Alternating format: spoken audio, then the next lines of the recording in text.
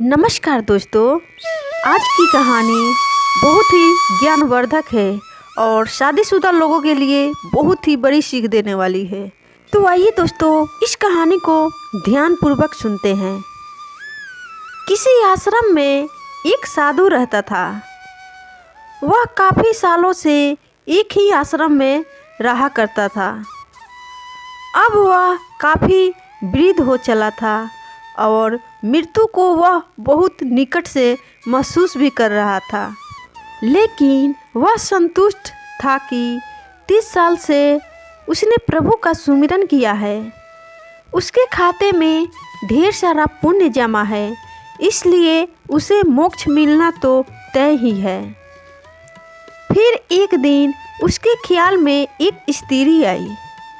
स्त्री ने साधु से कहा, अपने एक दिन का पुण्य मुझे दे दो और मेरे एक दिन के पाप तुम वरण कर लो। इतना कहकर वह स्त्री उसके ख्यालों से लोप हो गई। साधु बहुत बेचैन हुआ कि इतने बरस तो स्त्री ख्याल में नहीं आई। अब जब अंत नज़दीक है तो स्त्री ख्याल में आने लगी। फिर उसने ख्याल झटक दिया और प्रभु को सुमिरन में बैठ गया। स्त्री फिर से ख्याल में आई। फिर से उसने कहा कि आप एक दिन का पुण्य मुझे दे दो और मेरा एक दिन का पाप आप वरण कर लो। इस बार साधु ने स्त्री को पहचानने की बहुत कोशिश की, लेकिन स्त्री का चेहरा बहुत धुंधला था। साधु से पहचानना नहीं गया। साधु अब चिंतित हो उठा कि एक दिन का पुण्य लेकर यह स्त्री क्या करेगी। हो ना हो ये स्त्री कष्ट में है। लेकिन गुरुजी ने कहा हुआ है कि आपके पुण्य ही आपकी असल पूंजी है। यह किसी को भी कभी मत दे बैठना, और इतनी मुश्किल से पुण्यों की कमाई होती है। यह भी दे बैठे तो मोक्ष तो हो गया। हो ना हो ये मुझे मोक्ष से हटाने की कोई साजिश है। साधु ने अपने गुरु के आगे अपनी चिंता जाहिर की। गुरु ने साधु को डांटा, मेरी शिक्षा का कोई असर तुझ पर नहीं हुआ। पुण्य किसी को नहीं देने होते हैं, यही आपकी असली कमाई है। साधु ने गुरुजी को सत्य वचन कहा और फिर से प्रभु सुमिरन में बैठ गया। उसके ख्यालों में फिर से वह स्त्री आई और बोली, तुम्हारा गुरु अपूर्ण है, इसे ज्ञान ही नहीं है। तुम तो आसक्ति छोड़ने का दम भरते हो। बीवी बच्चे दीन दुनिया छोड़कर तुम इस अभिमान में हो कि तुमने आसक्ति छोड़ दी है। तुमने और तुम्हारे गुरु ने तो आसक्ति को और जोर से पकड़ लिया है। किसी ज़रूरतमंद की मदद तक का चरित्र नहीं रहा तुम्हारा तो। साधु बहुत परेशान हो गया। वह फिर से गुरु के पास गया। स्त्री की सारी बात बताई। गुरु ने फिर साधु को डांटा। गुरु पर संदेह करवाकर वह तुम्हें पाप में ढकेल रही है। जरूर कोई बुरी आत्मा तुम्हारे पीछे पड़ गई है। साधु अब कहाँ जाए।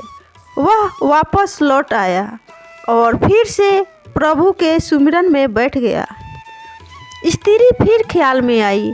उसने फिर से कहा, आप इतने साल तक अध्यात्म में रहकर आप गुलाम भी बन गए हो। गुरु से आगे जाते नहीं। इतने साल की अध्ययन में तुम्हारा स्वतंत्र मत तक नहीं बन पाया। गुरु के सीमित ज्ञान में उलझ कर रह गए हो। मैं अब फिर से कह रही हूँ, मुझे एक दिन का पुण्य दे दो और मेरा एक दिन का पाप वरण कर लो। मुझे किसी को मोक्ष दिलवाना है, यही प्रभु की इच्छा है। साधु को अपनी अल्पज्ञता पर बहुत ग्लानि हुई। यहाँ तो फंस गया मैं। गुरु भी कोई राह नहीं दे रहे हैं और वह स्त्री किसी को मोक्ष दिलवाना चाहती है, पर मैं क्या करूं, मुझे कुछ समझ में नहीं आ रहा है। जब कोई राह ना दिखे तो प्रभु से तार जोड़ो, प्रभु से राह जानो, प्रभु से ही पूछ लो कि उसकी रजा क्या है। उसने प्रभु से उपाय पूछा। आकाशवाणी हुई। वाणी ने पूछा, पहले तो तुम ही बताओ कि तुम कौन से पुण्य पर इतरा रहे हो। साधु बोला, मैंने 30 साल प्रभु सुमिरन किया है। 30 साल मैं भिक्षा पर रहा हूँ, कुछ संचय नहीं किया, त्याग को ही जीवन माना है, पत्नी बच्चे तक सब त्याग दिया। फिर भगवान की आकाशवाणी ने कहा, तुमने 30 वर्ष में कोई उपयोगी काम ही नहीं किया है और कोई रचनात्मक काम भी नहीं किया है। तुम दूसरों का कमाया और बनाया हुआ खाना खाए हो और किसी को रुलाकर भूखा तड़पाकर राम राम अल्लाह अल्लाह जप रहे हो। इससे तुम्हारे पाप तो कम हो रहे हैं, लेकिन कोई पुण्य इकट्ठा नहीं हो रहा है। फिर वह साधु बोला, मैंने तो किसी को नहीं रुलाया और ना ही किसी को भूखा रखा है। भगवान, फिर ये कैसा पाप मेरे माथे आप मर रहे हैं? तो आप ही बताए भगवान, पुण्य कैसे इकट्ठा होते हैं, मुझे तो नहीं पता। तब भगवान समझाने के तौर पर साधु से बोले, अगर तुम रुपया जपते रहो तो क्या तुम्हारा बैंक खाता भर जाएगा? तुम्हारे खाते में शून्य से रुपये में बदल जाएंगे। जब तक तुम मेहनत करके पैसा नहीं कमाओगे और कमाया हुआ पैसा बैंक में नहीं रखोगे, तब तक तुम्हारा बैंक खाता कभी भी नहीं भरेगा। साधु बहुत हैरान हुआ, बहुत सदमे में आ गया, लेकिन हिम्मत करके उसने प्रभु से पूछा कि प्रभु, फिर वह स्त्री पुण्य क्यों मांग रही है, जब मेरे पास कोई पुण्य इकट्ठा ही नहीं हुआ है? तो प्रभु ने कहा, क्या तुम जानते हो वह स्त्री कौन है? साधु ने कहा, नहीं जानता, लेकिन जानना चाहता हूँ। प्रभु ने कहा, वह स्त्री तुम्हारी अपनी पत्नी है, तुम जिसे पाप का संसार का छोड़ आए थे। कुछ पता भी है कि वह क्या करती है? साधु की आंखें फटने लगी। उसने कहा, नहीं प्रभु, उसके बारे में मैं कुछ नहीं जानता। प्रभु ने कहा, तो सुनो, जब तुम घर से चुपचाप निकल आए थे, तब वह कई दिन तुम्हारे इंतज़ार में रोई। फिर एक दिन संचय खत्म हो गया और बच्चों की भूख ने उसे तुम्हारे गम पोंछ डालने के लिए विवश कर दिया। उसने आंसू पोंछ दिए और नौकरी के लिए जगह जगह घूमती भटकती रही। वह इतनी पढ़ी लिखी नहीं थी, तुम बहुत ही बीच राह उसे छोड़ गए थे। उसे काम मिल नहीं रहा था, इसलिए उसने एक कुष्ठ आश्रम में नौकरी कर ली। वह हर रोज़ खुद को बीमारी से बचाती उन लोगों की सेवा भी करती थी जिन्हें लोग वहाँ त्याग जाते हैं। वह खुद को आज भी पापिन कहती है कि इसलिए उसका मर्द उसे छोड़कर चला गया है। प्रभु ने आगे कहा, अब वह बेचैन है तुम्हें लेकर। उसे बहुत दिनों से आभास होने लगा है कि उसका पति मरने वाला है। वह यही चाहती है कि उसके पति को मोक्ष मिले, जिसके लिए वह घर से गए हैं। उसने बार बार प्रभु को अर्जी लगाई है कि प्रभु, मुझ पापिन की ज़िंदगी काम आ जाए तो ले लो, उन्हें मोक्ष ज़रूर दे देना। मैंने कहा उसे कि अपना एक दिन उसे दे दो। कहती है, मेरे खाते में पुण्य कहाँ है? होते तो मैं एक पल ना लगाती, सारे पुण्य उन्हें दे देती।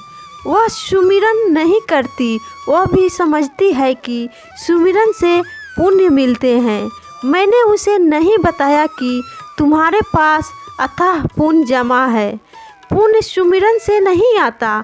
मैंने उसे कहा कि एक साधु है, उससे एक दिन के पुण्य मांग लो, अपने एक दिन के पाप देकर। उसने सवाल किया कि ऐसा कौन होगा जो पाप लेकर पुण्य दे देगा।